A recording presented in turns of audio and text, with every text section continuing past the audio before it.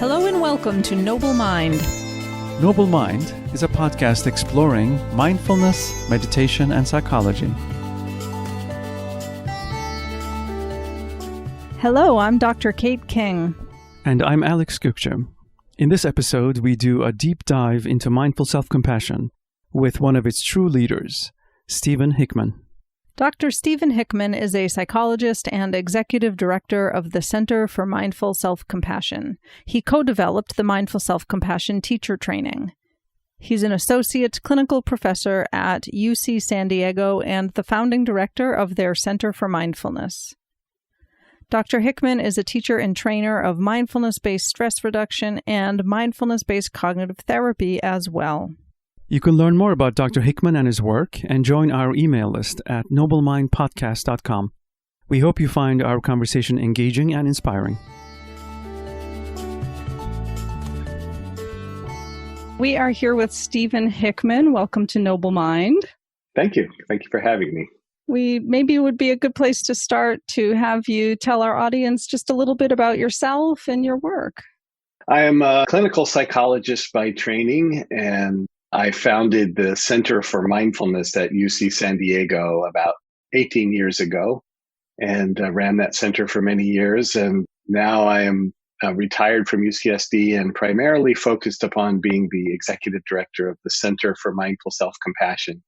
And not only being the director, but being a teacher of the Mindful Self-Compassion program and a trainer of teachers. So that's my gig these days. How would you introduce mindful self-compassion to people who are new to it or who are new to mindfulness? Well, I would probably take one step back and to introduce what self-compassion is by way of an introduction to mindful self-compassion, which is a training program specifically. Kind of a shorthand definition of what self-compassion is. It might seem self-evident, but for a lot of people, it's not as obvious or straightforward as one might think. So we'll say self-compassion is treating yourself the way you would treat a good friend when you fail or fall short or have a difficulty of some kind. And most people, when they reflect a little bit on how they treat others, and especially the people they care about, and then how they treat themselves, find a pretty big disparity between those two things.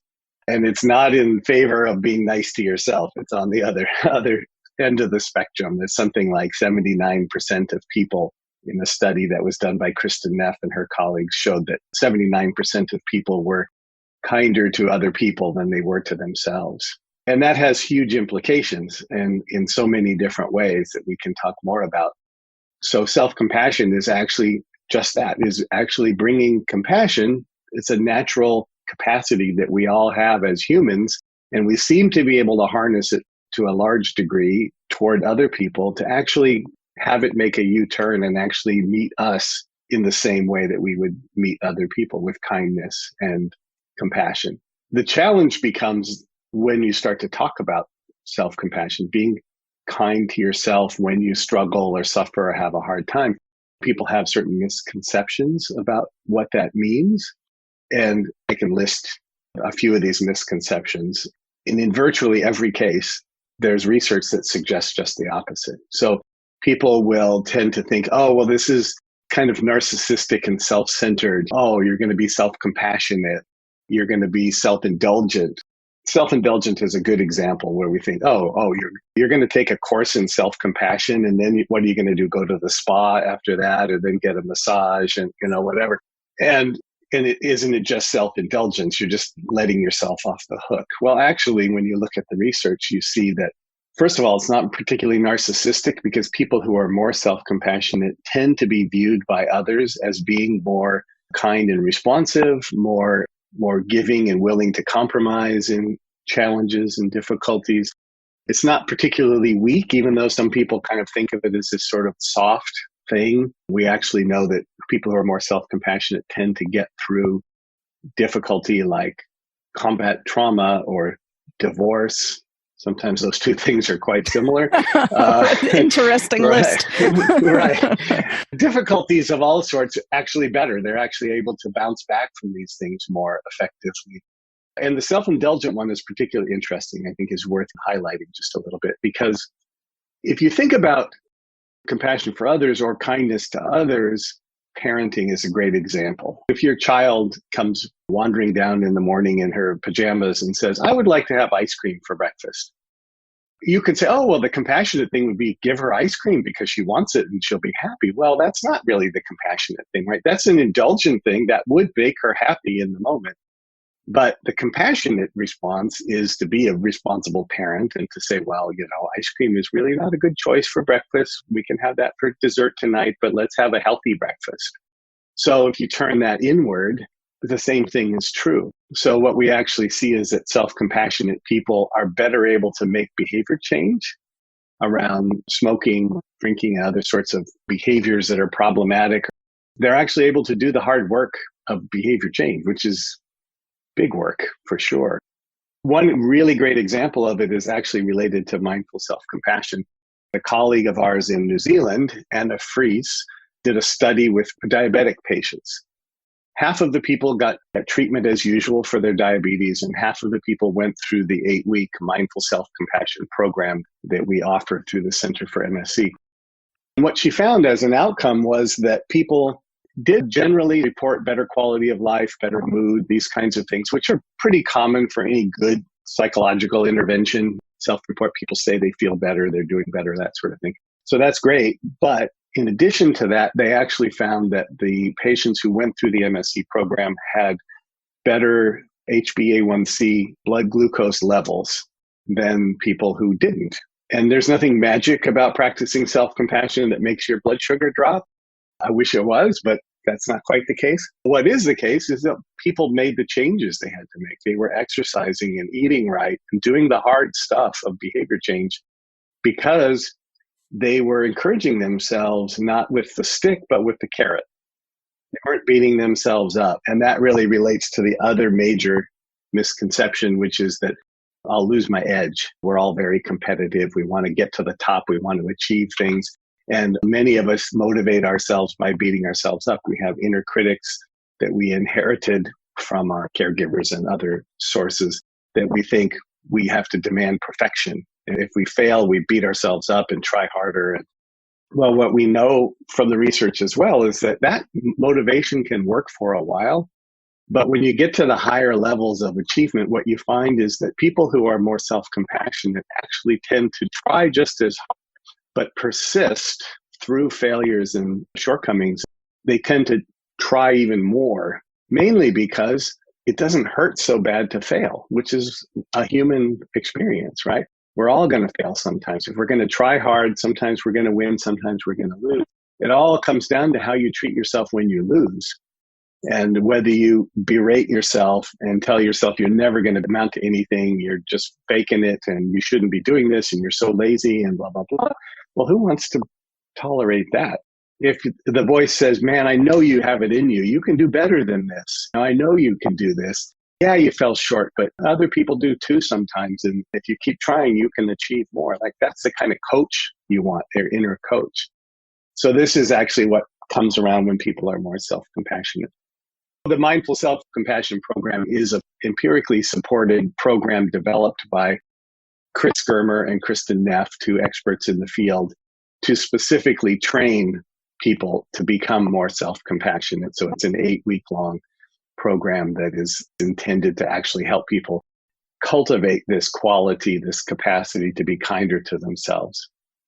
And continuing on, could you say a few things about the research outcomes related to mindful self-compassion? Yeah, it's still actually early days in the overall scope of research around the program. So there was an initial randomized clinical trial that was conducted maybe 8 or 9 years ago initially that showed positive outcomes significantly more so than a control group. The same kinds of measures, a number of measures of compassion and resilience and well-being of various sorts. I don't have the details off the top of my head. And there was this study that I mentioned with the diabetic patients in New Zealand and a few other things in the works, but those are the two published studies specific to MSC. There are actually some published studies related to a teen version of the MSC program that are quite promising as well. That's a program called Making Friends with Yourself. I wonder if you could just help tease out self-compassion generally versus mindful self-compassion specifically. Well, it's a bit like teasing out mindfulness from mindfulness-based stress reduction or Got it. mindfulness-based cognitive therapy. So I would say the actual practice is being self-compassionate to yourself. What we're saying in the training is that mindfulness is part and parcel of compassion and self-compassion. They're not really separate entities, so to speak.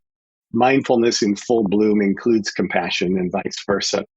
Maybe the way to think of it is that the combination of bringing in mindfulness alongside or intermixed with self-compassion is what allows people to make change. So the program devotes a little bit of time at the beginning to set a foundation of mindfulness, because you can't really change how you treat yourself unless you're aware of how you treat yourself. So that's the foundation of mindfulness. Just because that term gets tossed around a lot, it's worth saying a quick, short definition of mindfulness is moment-to-moment, non-judgmental awareness. And we could spend hours on just that. But we're just cultivating that platform of awareness so that we can actually notice when suffering is present and then be able to bring kindness to ourselves because of it. And what inspired you to engage so fully with mindfulness and self-compassion in your professional life? Yeah, good question. So as a psychologist at UC San Diego, I was newly out of school. Actually, I was a trainee at UCSD, and then they hired me as a postdoc. The fact that they had a job for a trainee psychologist was all I needed to know at the time, because I was just trying to get experience and to fulfill requirements for being a postdoctoral fellow and ultimately be licensed. So I was willing to do anything, is probably the bottom line. And to do it at a university setting like this was great. And it happened to be that the job that they brought me in for partially involved working very closely with our chronic pain clinic at UCSD. We have a pretty extensive health system here, and they needed a psychologist working with their patients in the pain clinic. And in the course of working with people with chronic pain, I really was struggling to try to figure out how I could help these people who wasn't my job to treat their bodies, so to speak, but they were certainly struggling. And I had a few tools as a psychologist, cognitive behavioral therapy and things that would be helpful. But it always seemed a little insubstantial. And in the meantime, I had actually attended a Grand Rounds presentation by John Kabat-Zinn, who's sort of the father of mindfulness in the West, at least in the MBSR program. One thing led to another. Anyway, I had the opportunity to get some training to teach mindfulness in the form of MBSR. And then I started to see this is what these folks could really benefit from. And it gave me hope when I was sitting with people that if people could cultivate a practice of mindfulness, they could actually find relief from their suffering while still having chronic pain. And that's pretty fundamental to what motivated me and what I saw as valuable for mindfulness. So a lot of my colleagues who teach mindfulness find their way in through what I would call the Dharma door. In other words, they've been practicing for years. They've been going on retreat. They're Buddhists or not, it doesn't matter. But they have always practiced this in their personal lives and saw some application in their professional work. I kind of went the other direction. I wasn't really familiar with all of this, but I found this as useful in a clinical setting. And along the way, found it really relevant for myself, which is obviously super important. But again, it was just really how this was able to provide relief for people with chronic pain that inspired me to want to go further with all of it. And then the rest is history. And pain is so difficult to work with and to treat and to live through, that when you see people really get some kind of relief from it, it's really quite striking, I think. Yeah, one person always comes to mind for me as a really great example. I use it all the time. Early in my years of teaching mindfulness-based stress reduction, and I was working in the pain clinic, one of the doctors referred patients to me, and he was probably in his late 50s, early 60s, and he had a tremendous amount of neck and back and upper extremity pain. He was really depressed and didn't know. I mean, he was sort of at his wit's end about what to do, and they sent him to me.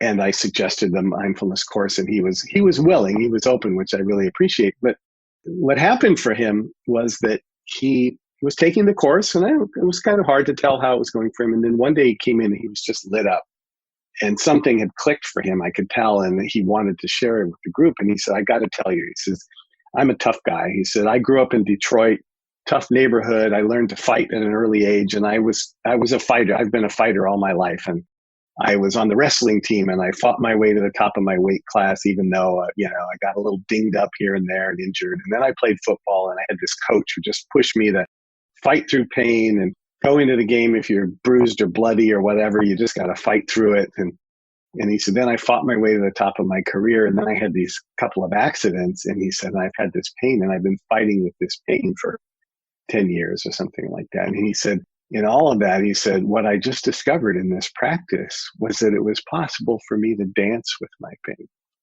And you can just feel like what that feels like in your body when you think of the contrast between fighting with and dancing with. There's a kind of ease and freedom in that. And the pain didn't go anywhere. I mean, physically, he had the same pain before and after, but the possibility of dancing with it, for me, just crystallized exactly what this practice is all about. And for him, it was tremendous, as you were saying. How might mindful self-compassion help specific populations? I'll use the first responder example as just one way, but I think the core process is a human one. It's not a profession-based, it's not a diagnosis-based thing. It is learning to meet yourself in the midst of whatever struggle or suffering you happen to have with this different attitude. It's like changing your relationship with your stress or pain or illness in such a way that you can dance with it versus fighting with it. But how that actually works is an interesting thing, because self-compassion, we'll often talk about it as having sort of the two complementary sides, the sort of yin and yang side.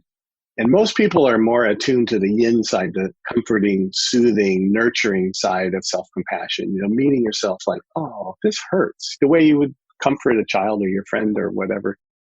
And that's very powerful. And there is a strong side. There's an active side that's about motivating, protecting, and providing for yourself. That is also self-compassion. So standing up and saying no to abuse is a self-compassionate act. Motivating yourself to make change, like I was talking about earlier, is a self-compassionate act. But it's not a soft, cushy, warm, fuzzy thing. It's strong. It's powerful. So it has these two sides. So as an example, I taught a 2-day mindful self-compassion workshop to a group of U.S. Coast Guard personnel several months ago. And a bunch of young hotshot guys, for the most part, in this room coming to a course on self-compassion. It just seems kind of an interesting juxtaposition there. They were very motivated, but a couple of the people were really challenged with this, sort of like challenging me and saying, well, I get how it would be better for me to be kind to myself and not to beat myself up and to not pull away from people when I'm struggling and suffering, and to realize that there are 3 components to self-compassion that Kristen Neff has identified. Mindfulness is one. Awareness of common humanity, the fact that we're all human, we all suffer, we all share the imperfection of being human. And then self-kindness. So it's mindfulness, common humanity, self-kindness. Those are the 3 components. So this guy was saying, makes sense how to be kind to myself if I'm feeling bad or down or beat myself up. How does self-compassion help me to be brave?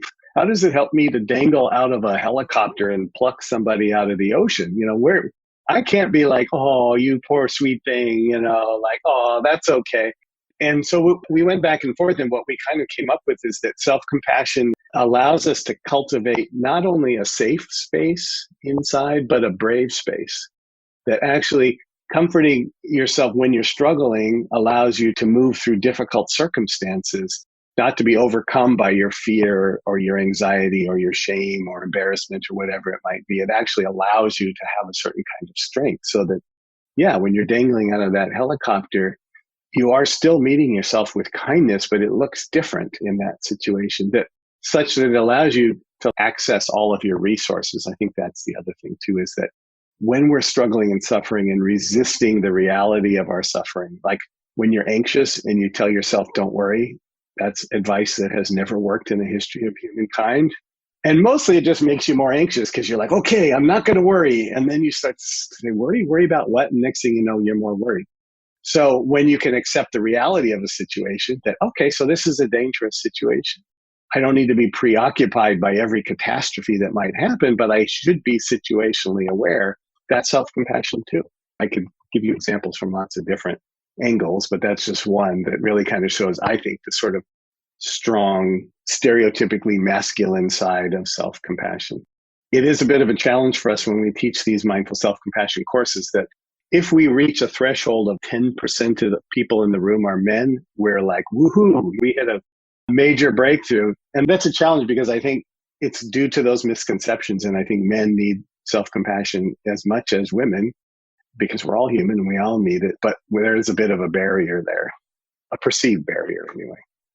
Yeah, as you were saying, it's not about a specific diagnosis or a specific profession, but there are certain professions that draw people with certain temperaments or certain qualities. I worked in the VA for a couple of years when I was in training, and so it was 2 years of working in a hyper masculine kind of environment. And as you're talking about the working with the Coast Guards or first responders, it's a similar thing. And then trying to bring these ideas can be really go against some of the conditioning and the training people have had. Yeah, exactly. One thing that comes to mind right now, because they're particularly under siege, so to speak, is in healthcare. We actually have created an adaptation of the MSc program, a short form, basically a 6-session model that we actually has some empirical support behind it for healthcare professionals taught in a hospital, 6 one-hour sessions. It's a light dose of MSc, but enough to bring about some significant changes. But it's an interesting thing because in the healthcare world, if you are a healthcare professional of some sort, you probably think of yourself as a compassionate person. But generally what happens is that healthcare professionals totally overlook the one person who needs this compassion the most, or at least the most consistently, and that's ourselves. You can only care for others while overlooking yourself for so long, and then burnout sets in. And then you hate your job and you hate your patients and you drag yourself to work and you're sick all the time and all of the rest of this. You've got to bring compassion into the whole mix, include yourself in that circle of compassion. It's not easy to convince people of that, but that's what needs to happen.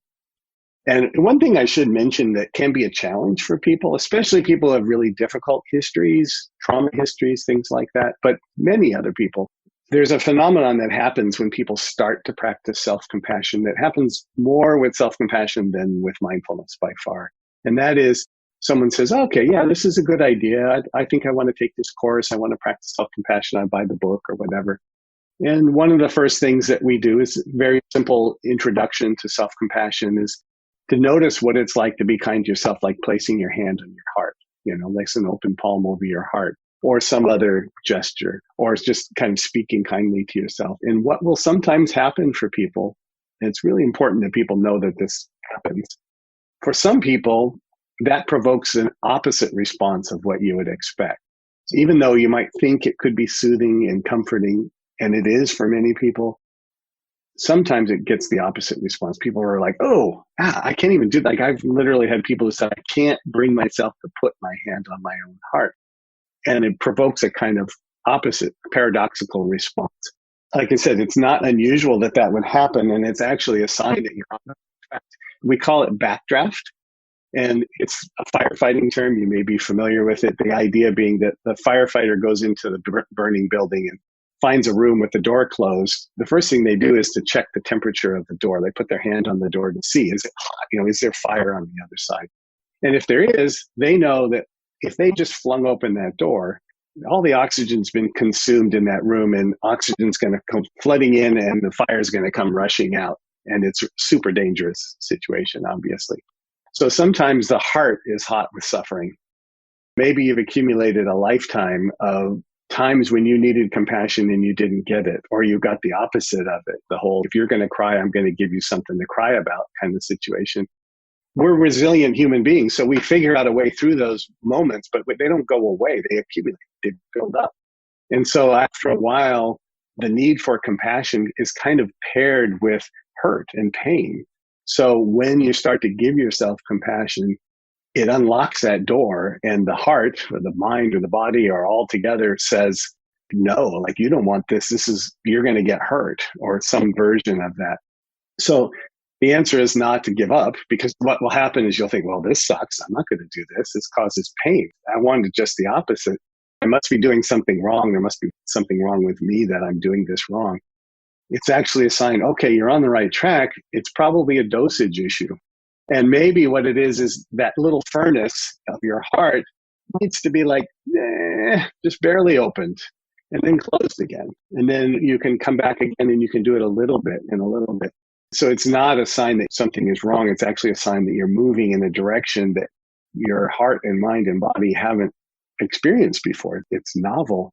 It's trying to protect itself. The heart is trying to protect itself, but it's only a short-term fix.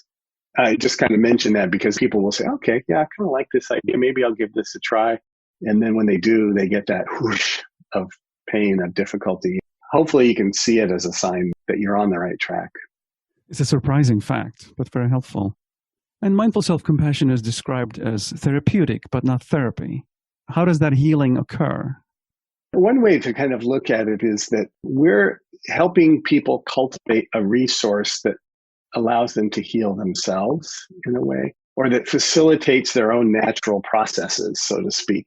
And because we're cultivating a resource in therapy, we're actually not getting involved in the stories that people have of how they came to be the way they are, or how they explain what's going on in their situation. We might guide a self-compassion practice, and someone will come out of the practice and we inquire into their experience and we'll say, so, what did you notice during that practice? This person will say something like, oh, I was following your instruction and then you suggested to call to mind someone who naturally makes me smile, and I thought of so-and-so, and that made me think of this other thing, and it reminded me of this terrible thing that happened to me 10 years ago, and I ended up very upset, and whatever it might be.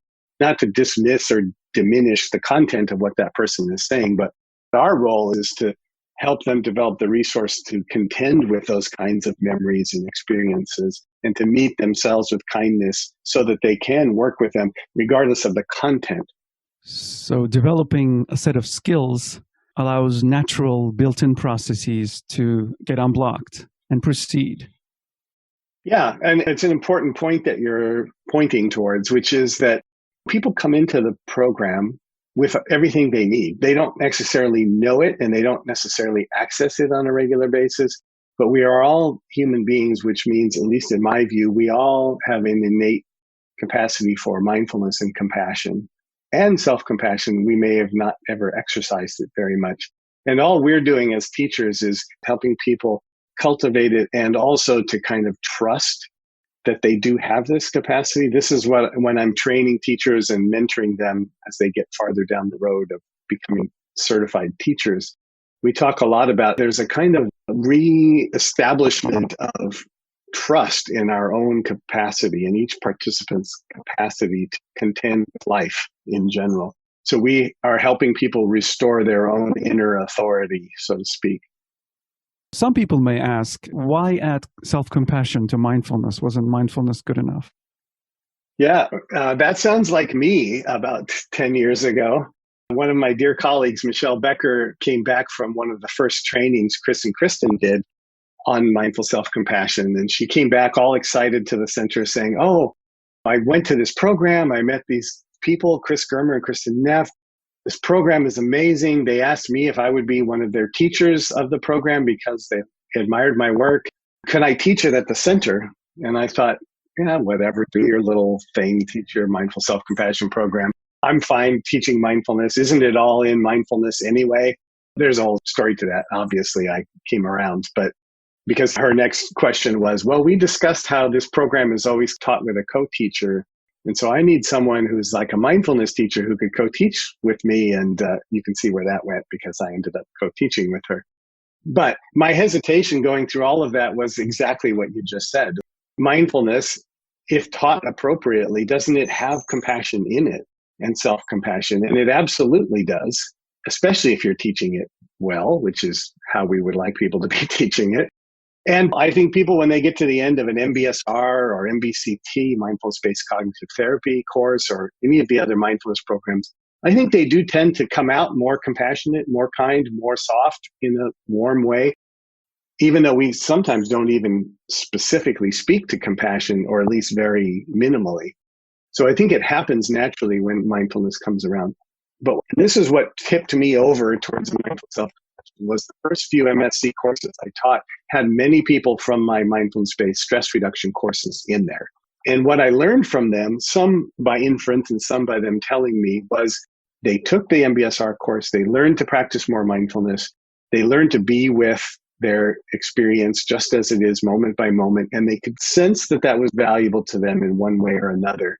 But one of the things that they were being present to was a really harsh inner critic, an inner dialogue that was just painful. And even though it wasn't my intention, what they were doing was kind of white knuckling it in. They were being mindful, but they were like, this isn't easy. I'm hearing all of this chatter about what's wrong with me and everything. And when they heard about something called self-compassion, the fact that there was actually a way of being with this inner critic or this lack of self-compassion in a certain way without having to get rid of it, not pushing it away, but just finding a different relationship with it, they were just relieved. And I saw them like melt in the middle of the MSc course. They needed both. I'm not putting mindfulness training down. It's just that many people really benefit from the specific focus upon self-compassion because they have a kind of I hate to use the word deficit, but they have a challenge with it for sure. And that's the extra thing that they really need. One other thing about MSc relative to a mindfulness course is that it's much less focused on formal meditation. And at first, I think, even though I practice and believe heavily in personal practice of mindfulness and compassion, some people at first aren't interested in meditation. They're interested in relief of their suffering. They know they're self-critical. They know they've got shame and guilt and anger issues, so to speak. They want relief. They would like to get rid of all those things, and we have to break it to them that you don't actually get rid of them. You cultivate a different relationship with them. But they're not so much interested in meditation per se. They may find their way to it later because they see the benefits of it. But it really opens the door widely to people who are a little skeptical or hesitant about formal meditation. So it can be a doorway in for people who otherwise wouldn't have shown up on the doorstep of an NPSR program. Yeah, Alex and I had, and we've chatted a little bit about this ourselves, similar early training in mindfulness and meditation, and kind of through the Dharma door, as you called it. And my experience of that was that by doing the mindfulness practices, compassion, or self-compassion, did sort of naturally arise with me. And then speaking on your behalf here, Alex, so feel free to interject. But for you, that didn't happen as naturally or readily, and there was more of a feeling of white knuckling, and then the self-compassion training has really opened that up. Is that fair to say? Absolutely, because the self-critic becomes louder. So it accomplishes the opposite. Right. It's interesting that you say that, because one of the things I used to encounter in teaching mindfulness with people with chronic pain was quite often people would say they're 2 or 3 weeks into MBSR and they came because they have chronic pain, and they're saying, my pain has gotten worse. The more I practice mindfulness, the worse my pain has gotten. And if you're new to all of this, you might kind of freak out or something is going wrong here. I tended to keep my calm and to realize that physiologically, there's no explanation for that. It's more likely that what happened is you became aware of it. And that's what you were implying with what you said, was that when you start to stop avoiding and looking away from things and you actually just meet things as they are, that thing that you've been sort of for a while kind of pushing to one side now is like filling the space. But it hasn't actually changed. It's just a bigger part of your awareness. And like there was a certain kind of confidence that I could say, people report this all the time, and it may be a part of the adjustment process of you shifting to a different relationship with your pain.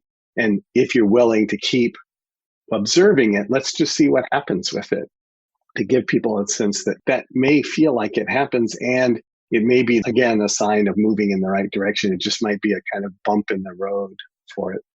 And that does remind me of something else that is really helpful, I think, around self-compassion, because it does sound soothing and comforting, and it can be.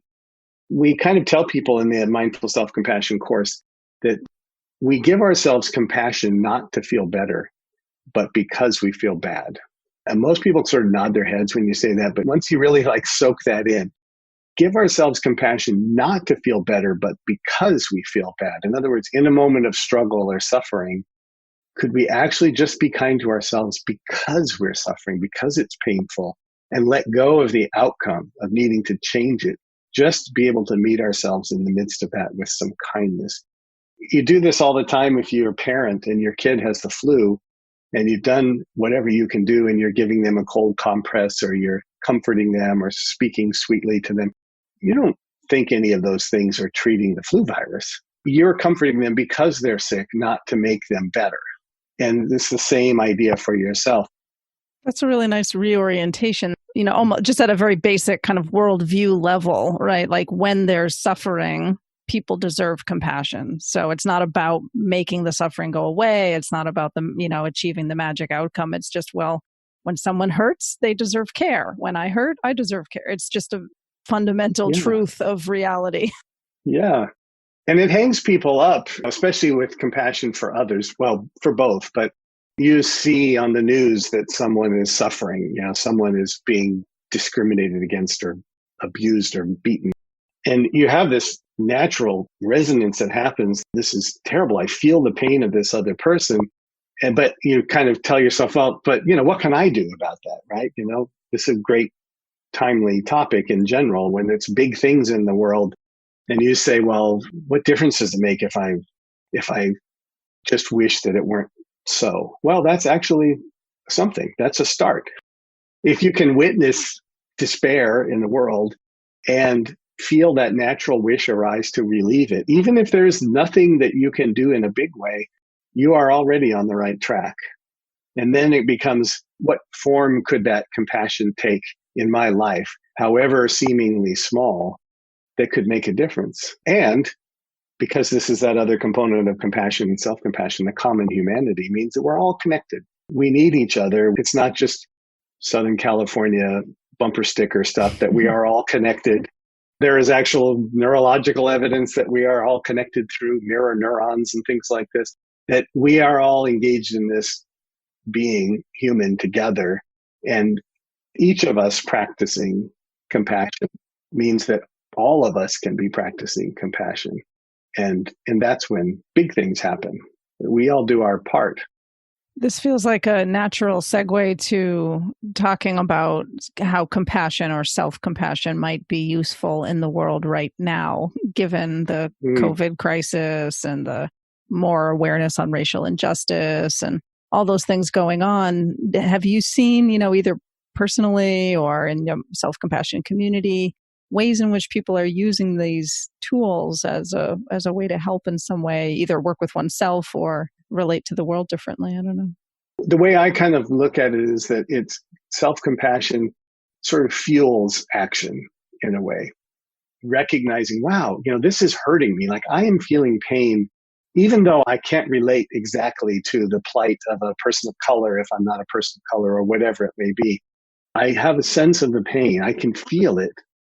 And what's within my grasp to do, that's where I think self-compassion helps us, because we can actually stay present to our suffering and not go into the reactivity mode, but instead to an intentional responding mode, which is kind of a mindfulness thing. If we're really cultivating compassion and self-compassion, if we're actually able to notice the pain that we feel and meet ourselves in the midst of that, then we actually have the strength to take action. Then the awareness and the acceptance becomes a platform for action, that we stand on that, and fueled by compassion can actually see how can I intentionally, mindfully engage with the world in such a way that makes a difference. And this is an idea that's still just sort of cooking in my head, but I feel like that's it. It's like compassion, self-compassion is the fuel that allows us to take meaningful action in regard to whatever it is that moves us. It can be the climate, it can be injustice of other sorts, it can be inspiration, creative inspiration, all sorts of different things. Yeah, I'm thinking of a personal example as a teacher that, there's a activity I have with one of my classes where I ask people to give me feedback about, whether they've noticed any bias in my teaching or microaggressions or things like that. And I feel like I credit self-compassion with the capacity to even ask that question. Because if I can't handle the answer, if I'm going to be so waylaid by shame or pain or defensiveness, then I'm not going to really be able to hear the feedback. But knowing that I can take that feedback in and be kind to myself if it hurts, then that makes me more brave. Yeah, I actually wrote a short article for our teachers of mindful self-compassion, because we trained 2,500 people around the globe on sort of how to create a brave space in the classroom. Mm-hmm. And it really involves exactly what you're saying, is actually being willing to embody the practice yourself, to recognize that you have, as I said in this article, acknowledge the fact that you're nervous about even going there. I often say I feel like I'm walking in a minefield, especially as an old white guy talking about race and privilege and all the rest and women's issues and all of those sorts of things. But if you can enter into it with a certain amount of humility and kindness towards yourself and willingness to feel pain if it arises, but not to react to it, then stuff can happen. Good stuff can happen. And being willing to searchingly look and to see, is there any way in which I'm perpetuating any sort of institutionalized discrimination, racism, whatever it may be. So like, you got to be willing to go in knowing you might be encountering some pain and that might actually be a worthwhile endeavor. So you strengthen yourself, you make yourself more resilient through being kind to yourself, to be able to acknowledge when you, and there's a quality of humility in there too, I'm not sure where that fits, that allows us to tread in that territory that needs to be tread upon. If there's a wound in there, we have to be willing to kind of tolerate what it takes to treat that wound. Then real substantive change can happen. If we're in a reactive mode where we don't want to go there because we can't tolerate the pain when we get there, we're not going to make any progress. Would you also tell us about the Center for Mindful Self-Compassion and UCSD Center for Mindfulness at the UCSD School of Medicine? So just briefly, I'll start with UCSD because it's a little farther in my rearview mirror at this point. The Center for Mindfulness there that I established almost 20 years ago is a program housed within the medical school at UC San Diego and offers courses of all sorts: mindfulness-based stress reduction, mindful self-compassion, a number of programs for youth and teens. There's also a pretty robust research project headed by Dr. Fadel Zaidan, who is a researcher of mindfulness and especially around pain in mindfulness. He actually has an appointment in the Department of Anesthesiology and studies sort of the neurological aspects of mindfulness practice. And then there are a number of other programs through the center. Mindfulness.ucsd.edu is their website. And I'm the founding director, which means I'm sort of the grandfather figure at this point. The Center for Mindful Self-Compassion is a nonprofit just devoted to the dissemination of self-compassion in the world and making the world a more self-compassionate place, largely built around the Mindful Self-Compassion program that was founded by Chris Germer and Kristen Neff. And we, again, it's centerformsc.org. And the website captures all we do, which is that we try to educate people about self-compassion. We have guided meditations on the website. We also have a space on SoundCloud where we have MSC meditations in English, but also in quite a number of other languages. For people who don't speak English, who probably wouldn't be listening to this podcast. But nonetheless, there are those other languages. And then we also offer programs, either a live online mindful self-compassion course and links to people who are MSC teachers around the globe as well. There's a directory of teachers. And we're engaged in quite a lot of other related activities, working with the Mindful Schools program around a program to help teachers become more self-compassionate. As I mentioned earlier, we have a healthcare curriculum that's devoted to supporting healthcare providers and a number of other. Oh, and then the teen program. So we have a Making Friends with Yourself is the name of the MSc program for teens. That's also, there's information on the website. It's a group of people who need this very much, and there's a lot of demand for this practice with teens, and we're slowly beginning to train teachers of that program as well. And there's some really good research around that program. And since the onset of the COVID crisis, the Center for Mindful Self-Compassion has done something extraordinary, in my view. This has been my life for the last 5 months, is pivoting in response to worldwide pandemic. So we've done a few things. So the first thing that we did early on was to establish some daily meditation sessions, self-compassion meditation sessions. So every day there are at least 4 sessions at different times of the day led by senior MSc teachers that people can simply sign up and drop into for free. You find information again on our Center for MSc website. There are also 2 weekly affinity practice group, one for LGBTQ folks and another for people of color, that's devoted just to those people who claim those identities and can practice together. So there's one of those per week as well. And we've also, of course, because much of our activities as a center were centered around in-person gatherings of large numbers of people. As you can imagine, we've had to adjust just a bit. So we pivoted a lot of our programs to online. Our live online MSc program has gotten super big. We now have a whole series in the coming year we're calling the World Tour of Self-Compassion, of what used to be a 2-day workshop. It's called a core skills workshop. Now we do it in 4 3-hour sessions. We have several of them upcoming, again, on our website, both with Chris and Kristen teaching, but also some of our other senior teachers and in other languages as well around the globe. So this is a good introduction to mindful self-compassion without actually taking the full MSc course, the 8-week-long course. And then we're also being creative, and we're still training teachers of MSc, but we're doing that online as well. So it's been a busy few months. I can offer a testimonial. I've been attending a lot of those practice sessions, and it has been transformative for me. Having 4 options of practice with your teachers is really phenomenal. And it's a really wonderful group of people, which speaks to what's extraordinary about mindful self-compassion, I think. Thank you. Thank you for that. Yeah, you're welcome. We do have some great teachers, and because I'm the one who had to do a lot of the administrative work at the beginning to set them up, I get a lot of the emails from people thanking me or thanking us for doing this. And it's really remarkable to me how many people have said this is like life-changing. It's not just one person who says that, it keeps coming up. It's beautiful. And there's also teachers and participants coming from all over the world. It really is a global community of people coming together, which at this time, it's nice to transcend national boundaries and find that shared connection with each other.